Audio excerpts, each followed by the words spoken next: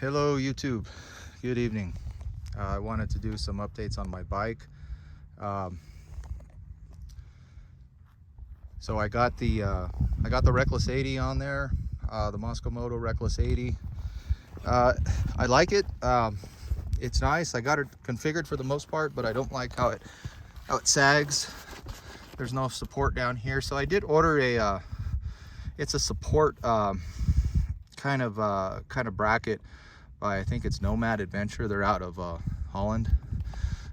So that should be coming soon, and that way I can get this picked up here, and so it won't be flopping around. You can see, because this one back here has support because of the exhaust bracket, and no melting so far. This doesn't get, I mean, it gets like warm, but it doesn't get hot. So so I got these on.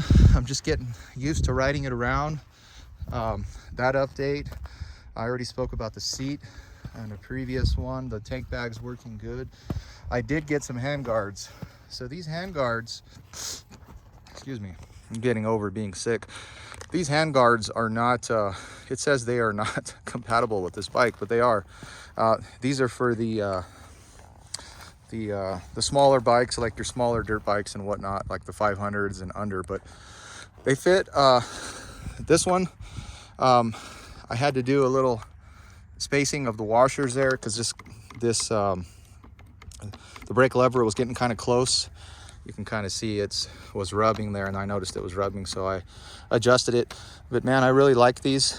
These are awesome. I got these off Amazon. I try to get everything off Amazon just because of their return policy. I've been a Prime member for a long time, and even if it's a third-party seller, they just, you know, they'll pick up the slack and work with me on my returns. And as opposed to if I ordered these from another company, the return process for any of this wouldn't be as easy. So, but these are nice. So these are Sycra,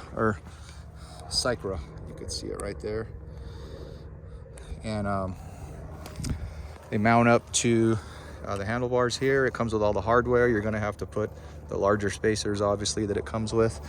But I really like the way these look. The only thing that was kind of strange with these, and the hardest part to put these on, is the screws that mount to the actual guard assembly. I don't know if it's a misalignment or whatnot, but they were difficult to put on. So I probably should have just ran a tap through there and chased those threads. And if you guys run into that problem, oop, it's thundering. There's a big storm happening over there. It's been raining a lot here in Albuquerque. If you guys run into that problem with these screws not going in easy, I would say stop and just get a tap and chase the threads out. And that's all it might need. I was just impatient, and I just drove them in, muscled them in, but it's not the right way to do it, but they're in now. So yeah, I really like the way these look. It's kind of the way they look from the front. I think they look really cool. Little different, you know, because these are, like I said, designed for a dirt bike. So yeah, let's talk a little bit more about these bags and how I have it mounted. I have the Perun rack. I have the large rack here, and I have it going here, and then I finally got my plate. I just put that on like 30 seconds ago. And then I have it going here to the side ones as far as the main mounting. I'd like this more as far back as I can. That way I can take the seat off without having to take these off. Otherwise, if I know a lot of people have this up further, which kind of makes more sense from a stability standpoint, because then your bag's riding on here. But I don't like the way that looks, and I want to be able to take that seat off without having to take the whole bag assembly out. And then I'm tying into here to the passenger pegs on both sides. So that's pretty simple. You can route those however you want. That's just the easiest way I found. And of course, trying to get away from all the exhaust, you know, that was tricky. Just paying attention. I just have a few things in the bags right now. I put a bunch of towels in them just to kind of see how it would look, and then I wrote it like that. And yeah, I mean, it handles fine. It handles fine. The next thing I want to get is so I ordered the man, I went through some mud. Like I said, it's been raining a lot here, so this thing's dirty. I ordered the protector for here. However, I'm going to return it because I saw that, and I had heard about it, that KTM makes an aluminum skid plate. I know the AXP is out there. There's a couple of different avenues I was going to go. I was going to go with the AXP, or I was going to go with crash guards. However, I think with that aluminum skid plate, that would, you know, take care of, kill two birds with one stone per se, because it goes up higher here, and then it sticks out about here. So in the bike, I've dropped the bike twice. They're both my fault. This thing, I've noticed when it gets past a certain degree, it goes. You can't stop it. You just got to let it go. So what I've found, where it lands right here. Right here in this area, and then obviously there. I haven't, the times I crashed it, I didn't have the bags on, so I know the cool thing with these bags is they'll act as like a pillow effect, right?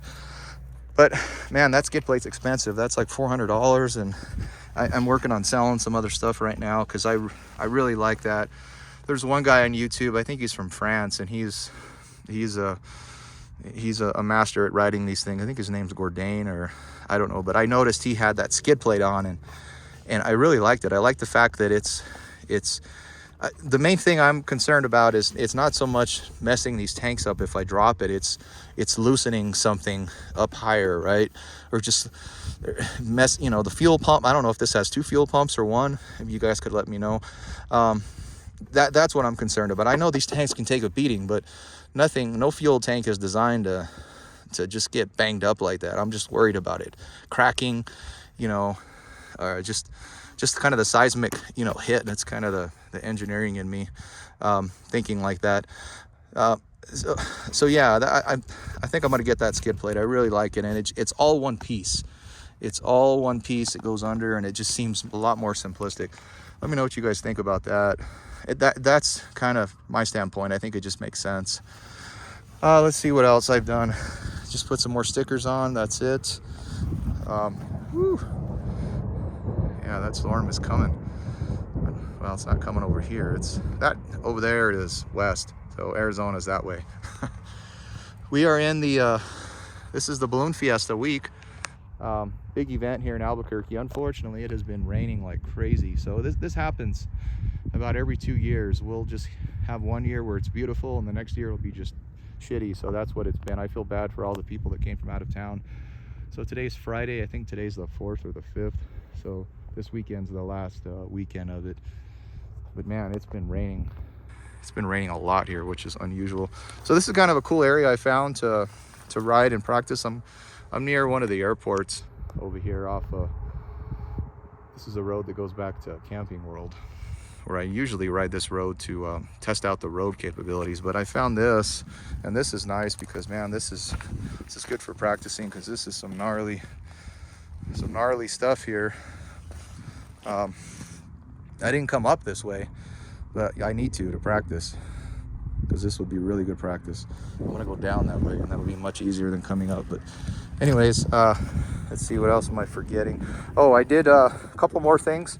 I did replace the air filter. So I came across one YouTube video of a gentleman saying that this had a paper air filter in, and I was like, I didn't think it did, and sure enough it did. I couldn't believe that. I couldn't believe so KTM is, compared to my Honda, the company itself, just they cut so many corners with cheap shit. I hate to say it, and it's really mind-blowing to me. So that's one of them. So I put a K&N air filter in it. If you guys go to their website, you can see which one's compatible, and it's the washable one. It fit that compartment is kind of weird. It has a wedge assembly in there, so just take your time taking it apart, because it's not going to seem logical when you put it back in. So I got that in. So if you guys haven't done your air filter yet, I would get that garbage paper one out of there, because that's just trash. And then I put a screen protector on. There's still a few bubbles on there that are slowly going away. I put a screen protector on, and then I'm doing an experiment. So I've heard of these TFT display is getting a lot of condensation in, and I think I know why. So I put some electrical tape around. So there's a seam right here, and before I put this electrical tape in, I kind of studied it really good, and it's just a terrible glue job. It looks like this outer piece just glues to that with like some kind of seal, but it's just a real shitty job that KTM did putting it on. I mean, I could see that seal coming out. So I think what I'm gonna, this is just electrical tape. I wrapped it around. I'm gonna maybe even get some Flex Seal or something to put it around, because that's how I think water is getting in some people's TFT displays. So if you guys, I would recommend just putting, because I didn't see where they sell like a boot, you know, to put over this, like a rubber boot. That would make more sense. But at least that way you're putting a little roof on it. I need to close in that gap. I can probably take a heat gun, but I may just Flex Seal the thing with some other rubber material, because I'm really worried about that thing having condensation getting in it when it gets wet. I know these bikes are really hit or miss with people saying, oh, you get a good one, you get a shitty one, but I hope I got a good one, because man, I really don't want to have to deal with problems. I'm capable of fixing everything, but that's just time out of my life, and my life is very full, as I'm sure most of yours is as well. So yeah, the next big thing I want to get is that skid plate, because that worried me when that bike, you can almost see where I dropped it right here. I just worried about those tanks taking that much of a hit. However, I don't know, maybe with the bags on fully loaded, it will protect that. I don't know, you know, I'll have to find out. So that's all the updates I had, guys. You guys have any questions or other suggestions, let me know. All right, you guys take care, have a good one.